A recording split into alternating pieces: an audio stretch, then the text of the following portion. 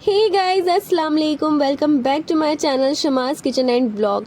तो आज था संडे का दिन और मम्मी सुबह सुबह उठ गई हैं। अर्ली मॉर्निंग मम्मी उठ गई थी कि सारी चीज़ें बनानी है आज नाश्ते में। तो आज के नाश्ते में मम्मी ने बनाया था चना चूरा और पकौड़ियाँ।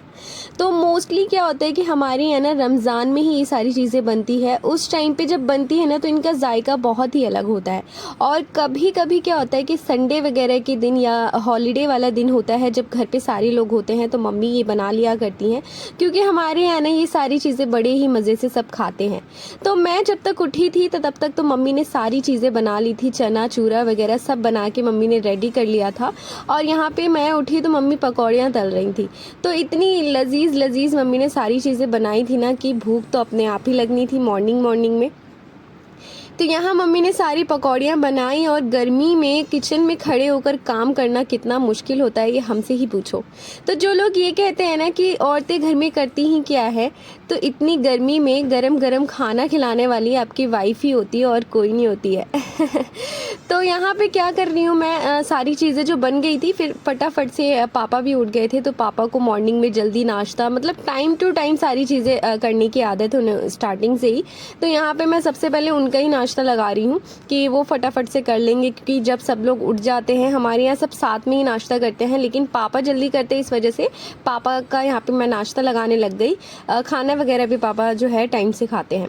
तो यहाँ पे पापा बैठ के नाश्ता कर रहे हैं। उसकी थोड़ी देर के बाद ही जब सब लोग फिर फ्रेश व्रेश हो गए फिर हम लोगों ने साथ में बैठ के नाश्ता किया। तो आज के नाश्ते में यही सारी चीज़ें थी, लेकिन जो रमज़ान की बात होती है ना वो तो अलग ही होती है। और इसी के साथ पापा लेके आए थे आमना और जैनब के लिए चेरी। तो एक दिन पहले की है, सैटरडे नाइट की है। तो पापा जब शाम में आए तो जैनब के लिए चेरी लेके आए थे। तो वो काफ़ी ज़्यादा खुश हो गई थी और उसे सारी चीज़ें बड़ी ही पसंद आती है। फ्रूट्स वगैरह खाना उसे बहुत पसंद है, उसके साथ साथ आमना को भी।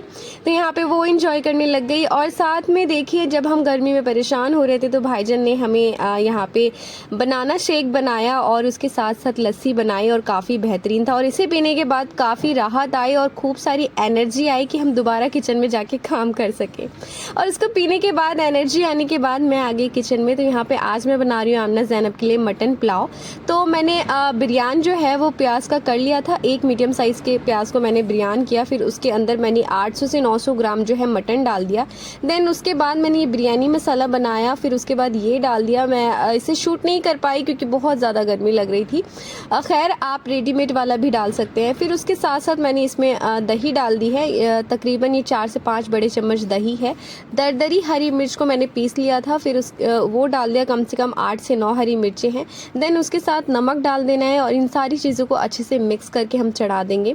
तो यहाँ पे ना एक चीज़ मैं भूल गई थी, अदरक और लहसुन का पेस्ट डालना, तो मैंने उसे बाद में डाल दिया था। अगर आप डालें यहाँ पे तो कोई मसला नहीं है, आप यहाँ पे भी डाल सकते हैं। फिर उसके बाद गैस पे रखने के बाद इसे अच्छे से हाई फ्लेम पे हमें चलाना है। जब ये उबलने लग जाएगा ना अच्छे से तब हम इसे बंद कर देंगे और कम से कम सिर्फ 2 सीटी लगानी है, इससे ज़्यादा नहीं लगानी है क्योंकि मटन का गोश्त ना जल्दी गल जाता है। फिर एक साइड पे मटन तैयार हो रहा था, सीटी लग रही थी, तो दूसरी तरफ मैं दूसरी तैयारी करने लगी। तो मैंने डाला ऑयल और उसमें डाल दिया है मैंने 3 से 4 दालचीनी और 3 से 4 लौंग और 2 से 3 तेज़पत्ता।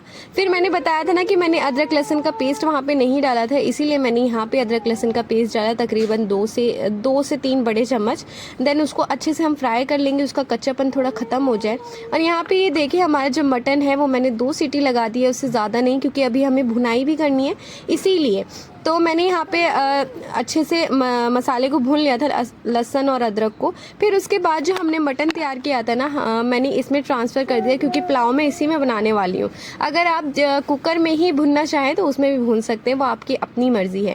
तो यहाँ पे जो मैं पुलाव बनाऊँगी ना वो चावल और गोश्त को एक साथ रख के बनाऊँगी। अगर आप अलग अलग बनाना चाहें तो वैसे भी बना सकते हैं। अब हमें क्या करना है, हमें लो टू मीडियम फ्लेम पर ना इसको अच्छे से भुनाई करनी है। लो टू मीडियम फ्लेम पर ही करना है, हाई फ्लेम पर नहीं करना है। जितनी लो और मीडियम फ्लेम पे हम जितनी देर तक इसकी भुनाई करेंगे ना इसका स्वाद और भी ज़्यादा बढ़ता चला आएगा। खूब अच्छे से हमें इसकी भुनाई कर लेनी है। फिर उसके बाद जब मसाला एकदम गाढ़ा गाढ़ा हो जाए, एकदम थिक हो जाएगा ना, तब हमने जाके इसमें चावल डालना है। तो यहाँ पे मैंने तकरीबन 1.5 गिलास चावल लिया था तो वो डाल दिया है और उसी गिलास से मैंने पानी भी इसमें डाला, उतना ही 1.5 गिलास ही। तो चावल जो है मैंने 15 से 20 मिनट भिगोए थे बस। फिर हाई फ्लेम पे इसे ढककर हम छोड़ देंगे। फिर उसके बाद बीच में एक आध बार बार आप चेक कर लीजिएगा ताकि चावल नीचे से चिपके नहीं।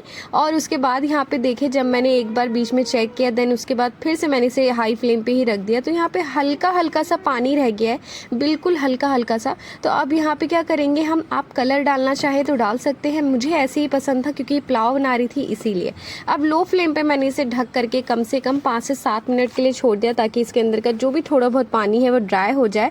और यहाँ पे मेरे जो पुलाव है वो बनकर तैयार हो गए। आमना ज़ैनब को तो इतने ज़्यादा पसंद आया, उसके साथ साथ घर में बड़े लोगों को भी बहुत पसंद आया।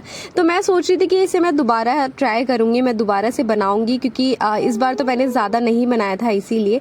तो यहाँ पे फिर उसके बाद दोपहर का टाइम हो गया और मम्मी ने पाया बनाया था, तो इसकी रेसिपी, तो पाए की रेसिपी मैंने इसलिए शेयर नहीं करी क्योंकि लास्ट बकरीद में मैंने इसकी रेसिपी शेयर करी थी और बहुत ज़्यादा इसके व्यूज़ भी आए थे अच्छे खासे, तो इसीलिए मैंने इस बार शेयर नहीं करी है। ऑलरेडी मैं बहुत ज़्यादा बिजी थी और इतनी ज़्यादा गर्मी थी ना कि कुछ समझ नहीं आ रहा था, और गर्मी होना तो फिर खाने का मन भी नहीं करता है। बन तो गया था लेकिन बिल्कुल भी खाया नहीं जा रहा था। तो यहाँ पे पाया भी बहुत टेस्टी बनाया था मम्मी ने, सब ने काफ़ी इंजॉय किया। मेरी तो भूख ऐसी मर जाती है गर्मियों में। तो यहाँ पे खाना वाना खाने के बाद फिर उसके बाद धीरे धीरे हम लोगों ने फिर खाना खाया और टाइम ऐसे स्पेंड होता चला गया। फिर शाम के टाइम में मैंने ये फ्रूट्स काटे और हम लोगों ने ये फ्रूट्स इंजॉय करा। और अभी तक आपने मेरे चैनल को सब्सक्राइब नहीं किया है तो प्लीज़ कर दीजिएगा। आज की वीडियो में बस इतना ही, मिलते हैं नेक्स्ट वीडियो में। अल्लाह हाफिज़।